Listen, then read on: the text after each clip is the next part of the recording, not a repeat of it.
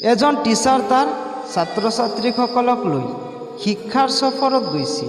সিহঁতে যেতিয়া ফুৰিবলৈ বাহিৰ হ'ল তেতিয়া এনেকুৱা এটা পৰিবাৰক দেখা পালে যাৰ সদস্যবোৰ এজনে আনজনৰ লগত চিঞৰি চিঞৰি কাজিয়া কৰিছিল। শিক্ষক তাৰ ছাত্ৰ ছাত্ৰীৰ ফালে চাই অলপ হাঁহিলে আৰু সুধিলে, তোমালোকৰ কি ধাৰণা?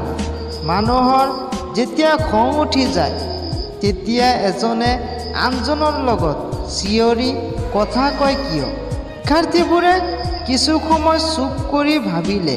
তাৰপিছত এজনে উত্তৰ দিলে, কাৰণ আমি তেতিয়া মনৰ শান্তি হেৰাই পেলাওঁ আৰু চিঞৰ বাখৰ কৰোঁ। শিক্ষকে প্ৰশ্ন কৰিলে, কিন্তু আমি চিঞৰি উঠোঁ কিয়?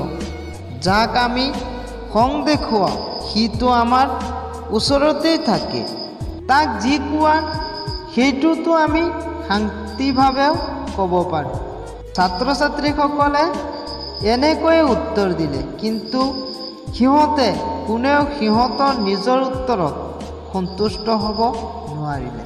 শেষত শিক্ষকে সিহঁতক ব্যাখ্যা কৰিলে, যেতিয়া মানুহ এজনে আনজনৰ লগত খং কৰে তেতিয়া সিহঁতৰ হৃদয়ৰ মাজৰ দূৰত্ব বাঢ়ি যায়।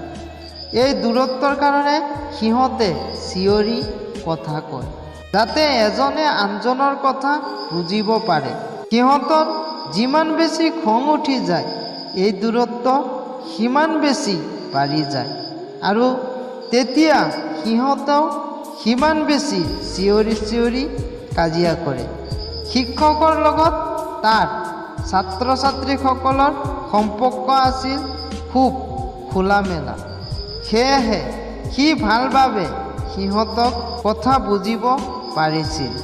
কি ঘটে যেতিয়া দুজন মানুহৰ এজনে আনজনক ভাল পায়? সিহঁতে কিন্তু নিজৰ লগত চিঞৰি কথা নকয়। সিহঁতে মোলায়েম সুৰেৰে কথা কয়, কাৰণ সিহঁতৰ ভাল পায়। দুয়োজনৰ হৃদয়ক খুব কাষত লৈ আহে।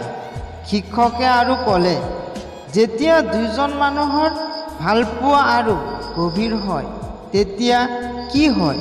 তেতিয়া সিহঁতে এজনে আনজনৰ লগত চেপা সুৰে কথা ক'লেও সকলো বুজিব পাৰে আৰু এক পৰ্যায়ত নিজৰ ফালে চাই সিহঁতে সকলোবোৰ বুজিব পাৰে।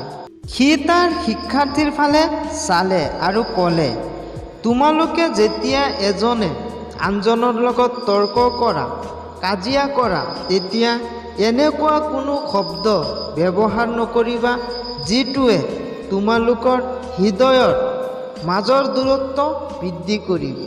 যদি এনেকৈ চলি থাকা তেতিয়া হয়তো এনেকুৱা এদিন আহিব যেতিয়া এই দূৰত্ব ইমান বেছি হৈ যাব যে আৰু কোনো শব্দই সেই ঠাইত যাব নোৱাৰিব। তাৰ পৰা ঘূৰি অহাৰ হয়তো আৰু কোনো পথ নাথাকিব। এক মহিলা তাৰ ঘৰৰ পৰা বাহিৰ হৈ দেখিলে সন্মুখত তিনিজন বৃদ্ধা ব্যক্তি বহি আছে। সি সিহঁতক কাকোকে চিনিব পৰা নাছিল। সেয়েহে ক'লে, মই আপোনালোকক কাৰোবাক চিনিব নোৱাৰিলোঁ, কিন্তু আপোনালোক হয়তো ভোকাতুৰ।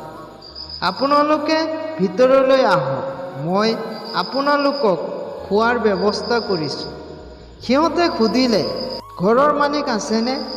মহিলাই ক'লে, নাই, সি বাহিৰলৈ গৈছে। তেনেহ'লে আমি আহিব নোৱাৰোঁ। সন্ধিয়া যেতিয়া ঘৰৰ মালিক আহি সকলো শুনিলে তেতিয়া সি ক'লে, যোৱা, সিহঁতক কোৱা মই ঘূৰি আহিছোঁ আৰু সিহঁতক ঘৰত অহাৰ কাৰণে কৈছোঁ। মহিলাই বাহিৰলৈ গ'লে আৰু সিহঁতক ভিতৰত আহিবলৈ ক'লে, কিন্তু সিহঁতে ক'লে, আমি এনেকৈ যাব নোৱাৰোঁ। মহিলাই সুধিলে, কিন্তু কিয়? আৰু কি সমস্যা? বৃদ্ধা লোকৰ মাজৰ এজনে ক'লে, আমাৰ মাজৰ এজন হ'ল সম্পদ, আৰু আনজনৰ ফালে নিৰ্দেশ কৰি ক'লে, তাৰ নাম সাফল্য আৰু মই ভাল পোৱা। এতিয়া আপুনি ভিতৰত গৈ সিদ্ধান্ত লওক, আমাৰ মাজৰ পৰা আপুনি কাক ভিতৰত সোমাব দিব। মহিলা যেতিয়া ভিতৰত গৈ সকলো খুলি ক'লে তেতিয়া তাৰ স্বামী অত্যন্ত আনন্দ হৈ ক'লে, অসাধাৰণ, ব'লা আমি সম্পদক মাতোঁ, তেনেহ'লে আমি ধনী হৈ যাম। তাৰ স্ত্ৰীয়ে অনুমতিত নিদিলে। নাই, মোৰ মন হয় আমাৰ সাফল্যক মাতি অনা উচিত। তাৰ ছোৱালী ঘৰৰ আনফালে বহি সকলো শুনিলে। সি কৈ উঠিল, তোমালোকৰ কি মন নহয় আমাৰ ভালপোৱাক মাতি অনা উচিত? তেনেহ'লে আমাৰ ঘৰখন ভালপোৱাই ভৰি উঠিব। মানুহটোৱে ক'লে, ঠিক আছে, আমি তেনেহ'লে আমাৰ ছোৱালীৰ কথাই শুনিম। তুমি বাহিৰলৈ যোৱা আৰু ভালপোৱাক আমাৰ অতিথি হিচাপে মাতি লৈ আহা। মহিলাই বাহিৰলৈ গ'ল আৰু ক'লে, আপোনালোকৰ মাজত ভালপোৱা কাৰ নাম?